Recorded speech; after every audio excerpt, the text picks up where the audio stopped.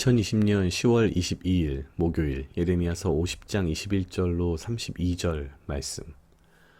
나 여호와가 말하노라. 너희는 올라가서 무라다임의 땅을 치며 그곳에 거민을 쳐서 진멸하되 내가 너희에게 명한 대로 다 하라. 그 땅에 싸움의 소리와 큰 파멸의 소리가 있으리라. 온 세계의 방망이가 어찌 그리 꺾여 부서졌는고 바벨론이 어찌 그리 열방 중에 황무지가 되었는고. 바벨론아, 내가 너를 잡으려고 올무를 놓았더니 내가 깨닫지 못하고 걸렸고 내가 나 여호와와 다투었으므로 만난 바 되어 잡혔도다. 나 여호와가 그 병고를 열고 분노의 병기를 내면 주 만군의 여호와 내가 갈대아 있는 땅에 행할 일이 있음이라. 먼데 있는 너희는 와서 그를 치고 그 곳간을 열고 그것을 쌓아 무더기 같게 하라. 그를 진멸하고 남기지 말라. 그 황소를 다 죽이라. 도수장으로 내려가게 하라. 그들에게 화 있도다. 그들의 날 그 벌받는 때가 이르렀음이로다. 바벨론 땅에서 도피한 자의 소리여, 시온에서 우리 하나님 여호와의 보수하시는 것, 그 성전에 보수하시는 것을 선포하는 소리로다. 활 쏘는 자를 바벨론에 소집하라. 무릇 활을 당기는 자여, 그 사면으로 진을 치고 쳐서 피하는 자가 없게 하라.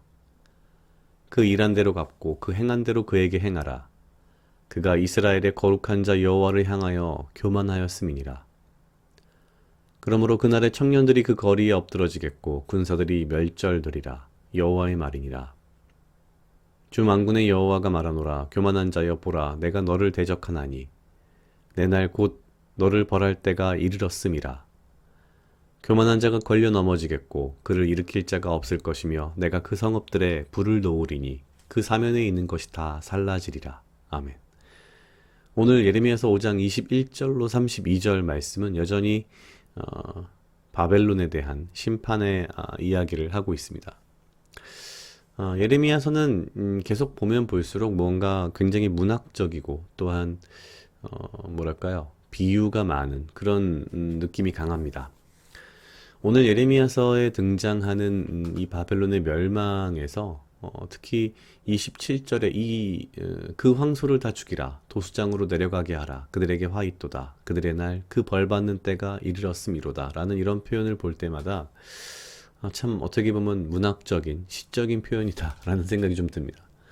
동시에 그러한 뭐랄까요, 이런 문학적인 표현들 때문에 사실은 어찌 보면 예레미야서를 읽으면서 당시에 어떤 하나님의 바벨론에 대한 어떤 분노, 그리고 바벨론이 받을 심판의 어떤 모습들이 굉장히 머릿속에 잘 그려지고 가슴에 와닿는 그런 부분도 있습니다.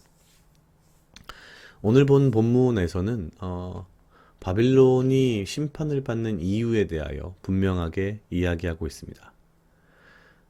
29절부터 등장하는 표현인데요.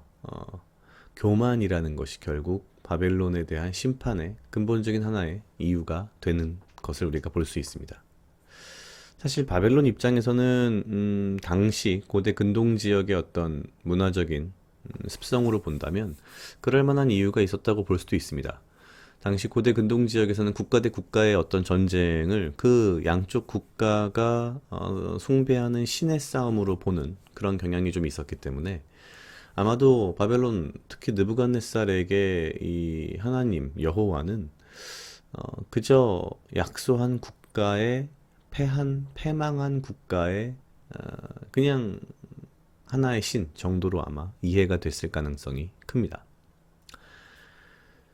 사실 이런 모습들을 보면서 우리가 현실의 우리의 삶 속에서 이제 그런 생각들을 좀 해봤습니다.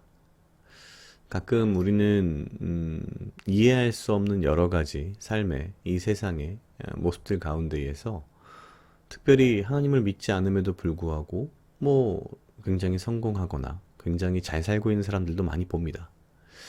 물론 다 하나님의 무언가의 계획하심 가운데 있겠지만 중요한 것은 사실 교만이라고 하는 것이 얼마나 큰 죄인가라고 하는 것이죠. 하나님을 믿던 믿지 않던 사실 교만이라고 하는 것은 어쩌면 예레미야서 전체를 통틀어서 이스라엘 백성이 하나님을 예배하지 않고 다른 신을 예배한 것과 거의 동등한 수준의 죄로 취급되는 것이 바로 교만이 아닌가 싶습니다. 굉장히 많은 곳에서, 곳곳에서 교만에 대한 어떤 심판을 말씀하고 있기 때문이죠. 교만이라는 것이 결국은 그런 것 같습니다. 내가 하나님의 자리에 올라가 앉는 것. 하나님을 뭔가 나의 필요에 의해서, 나의 어떤 목적에 의해서 이용하고자 하는 그런 마음. 이스라엘 백성이 대표적으로 그랬던 것이 아닌가 싶습니다. 특히 그들은 다른 신을 섬기고 숭배하고 예배하면서도 중요한 순간에 예레미야 선지자에게 하나님에게 물어보라 라는 정도의 어떤, 그냥 우리식으로 말하면 무당 정도로 생각했던 거죠. 예레미야를. 하나님께서는 분명하게 말씀하십니다. 이 세상의 주인이 누구이며 그 교만에, 그리고 하나님의 말씀을 거역한 그 결과가 무엇인지 분명히 보여주겠다. 사실 시작하는 21절에 등장하는 이 무라다임이라는 곳, 혹은 부곳이라는 곳은 고유명사로서의 지명일 수도 있지만, 많은 경우에 어떤 그 이 예레미야서가 가지고 있는 문학적인 특성을 본다면 당시 히브리어죠. 히브리어의 어떤 그 음을 따서 약간 뭐랄까요, 은유적인 표현이라고 볼 수 있는데, 뭐 반역, 거역, 폐역, 이런 것들에 대한 어떤 그 대표, 상징이라고 보고 있습니다. 그냥 오늘의 삶을 살아가는 제 자신에게 있어서 내가 과연 하나님의 말씀에 반역하고 하나님의 뜻을 거역하는 것이 무엇이었나, 혹은 내가 하나님을 내 삶의 어떤 목적의 도구로서 삶은 것은 무엇인가라는 그런 고민들을 좀 해보면서 주님 앞에서 겸손하며 주 앞에서 정말 말 그대로 무릎 꿇고 엎드러져서 주님의 뜻을 구하며 나아가는 자, 교만하지 않은 자로서의 삶을 이 하루 또한 살아가야겠다, 조심해야겠다라는 그런 생각을 했습니다. 각자 약 2분 정도 묵상하시겠습니다.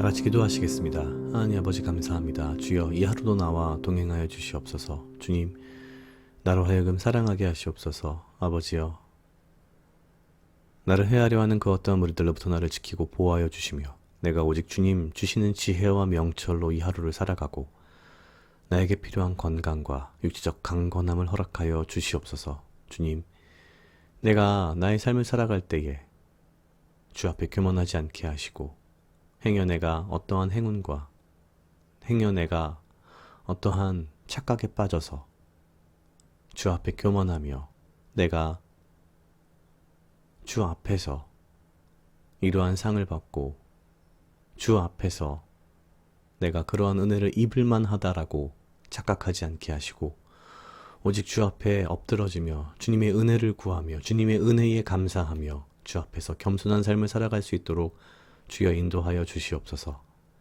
감사합니다. 이 모든 말씀 예수님 이름으로 기도드렸습니다. 아멘.